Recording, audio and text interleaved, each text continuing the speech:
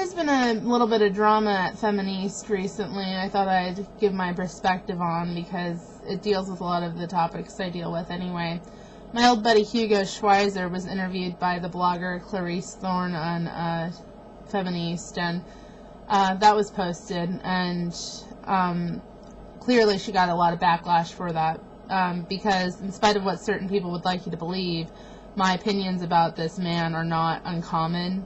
It's very clear that a lot of people would have problems with him because of his abusive, fucked up behavior. And, you know, the thing is, when you admit to being as dangerous to women as this guy has, you kind of give up certain privileges if you're honest about wanting to change your life and, you know, stop doing those things.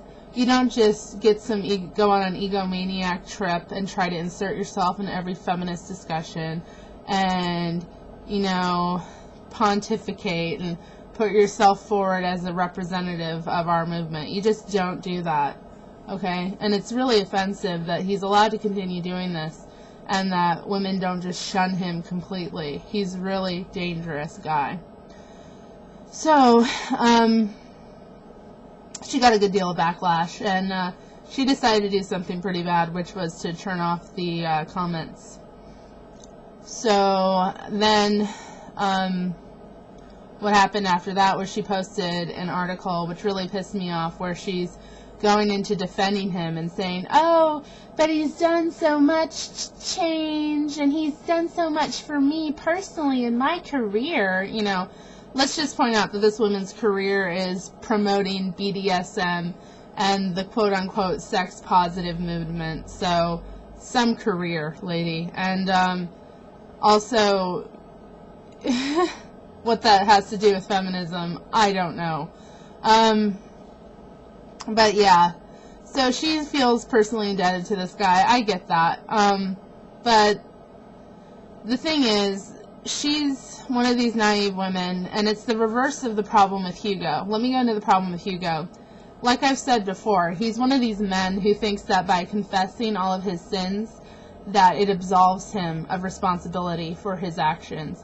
At no point in time has Hugo ever stood before women and really been humble. At no point has Hugo actually tried to make amends for what he's done. He's apologized, and that's great. A lot of women never get that from their abusers. But at the same point, he hasn't humbled himself and kind of stepped back and taken his place as a supporter, you know, of feminism as opposed to a fucking leader of it. Like, we really don't need you with your contradictory shit. And can I just point out what fools it makes feminists look like to let this guy in our spaces? Anyway, so that's the problem with Hugo. But the problem with women like Clarice, and there's also a video of Divinity33372 here on YouTube defending Hugo Schweizer, which I'll post a link to. The problem with these women is they think that by being nice to these men and nice to the men that they interact with, that they're going to change them. Now, this is something that women do for their entire lives a lot of the time, and get their teeth knocked out and get abused and fucked over and raped over and over and over again because they think they can change a man, okay? That's not going to happen. The only reason why a man will change is because he wants to. And, you know, let's just be honest for a second. They don't want to. You know, there's very few men I've been honest with about what equality means, okay? And those men that I have been, you know, honest with, they don't want to be equal to women. It's very obvious. They don't like where it goes. They don't like the ideas of what real equality would look like. I mean, I'm talking economic. I'm talking, like, everything. Everything being torn asunder and reworked. They don't like that. That makes them really uncomfortable. And we know why. So, these women, you know, they think that by being nice to men, it's like this kind of spell they'll cast on them, and the men will suddenly become good men who love them and cherish them and protect them. It's just not the case, okay? And you need to really get out of that thinking. So, basically,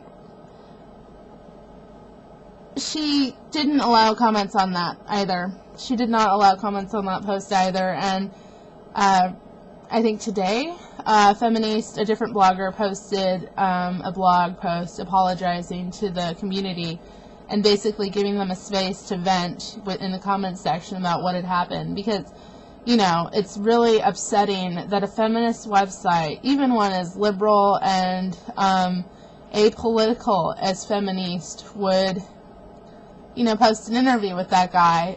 I mean, you know, a lot of women who've been abused and understand the mechanisms of abuse. Hugo is very triggering. I mean, he triggers me quite a bit. His behavior is very much like, don't trust this guy. Like, I get a physical reaction from watching him. Like, I'm just like, do not trust this motherfucker.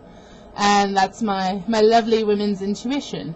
But a lot of women get that way, especially women who've been abused. So, you know, being exposed to Hugo and all of his lies and his meandering and his back and forth shit and his also he refuses to take really strong positions in feminism as well.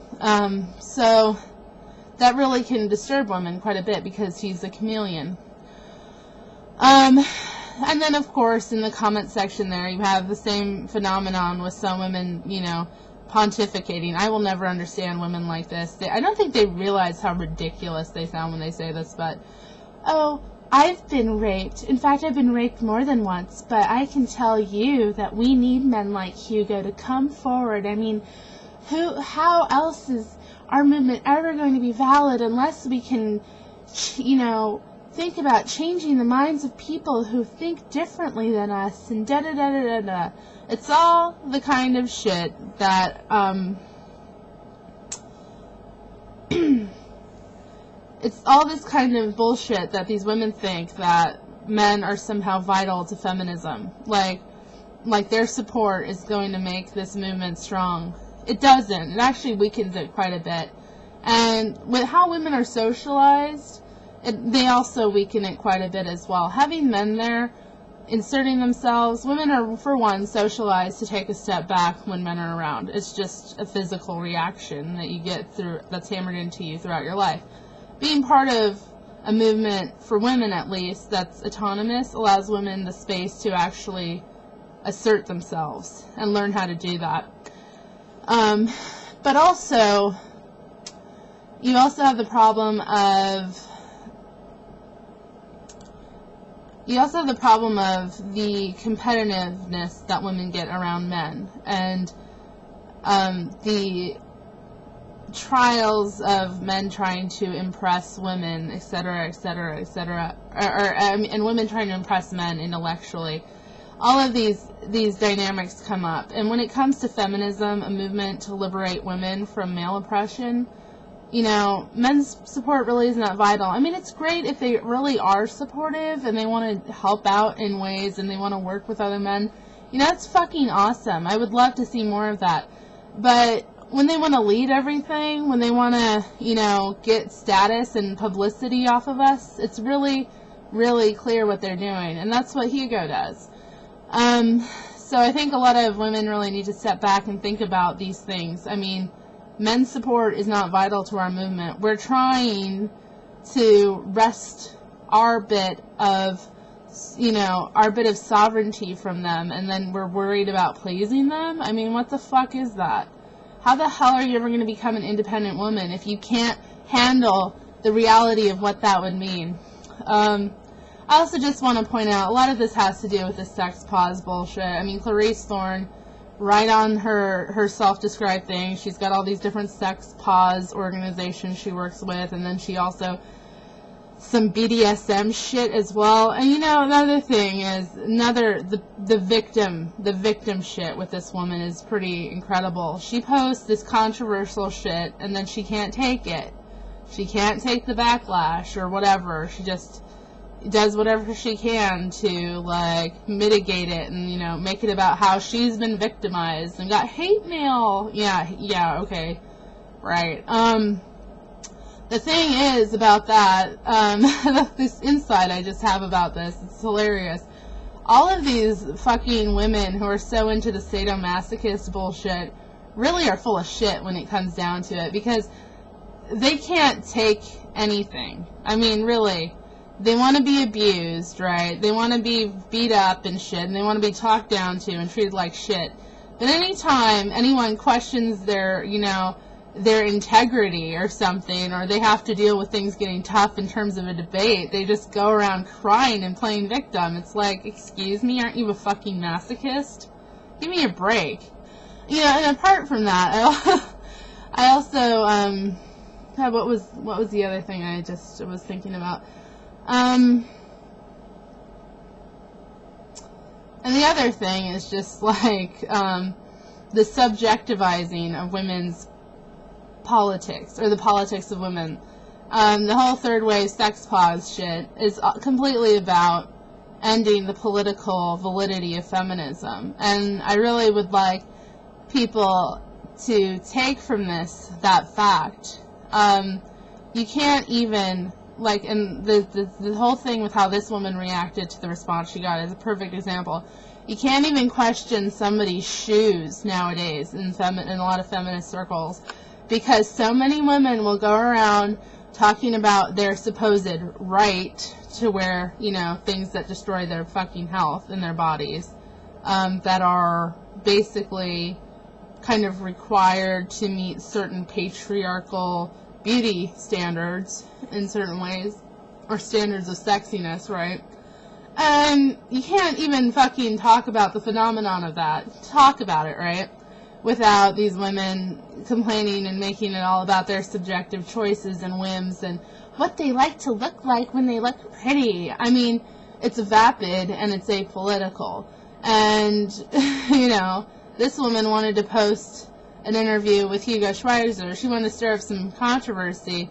But as soon as that happened, and you start questioning her at all, it's just like, my subjective, these men, we have to learn how to hold people accountable. I mean, what's that going to look like? I really want you to think about it, what it would mean what if your best friend, rapes somebody? Dude, Hugo Schweizer isn't my best friend. Maybe he's your best friend because you're a self-hating woman, but he's not my friend. Whoa. Anyway, so yeah, check out the links and look at the stupidity. I mean, really, men are not going to change because we're nice to them, okay? Change usually only happens, because either someone really genuinely wants to, that's a very small percentage of people, or two, they're forced, okay? So, feminists out there need to start thinking about how we force people to change. Huh? Right? Right.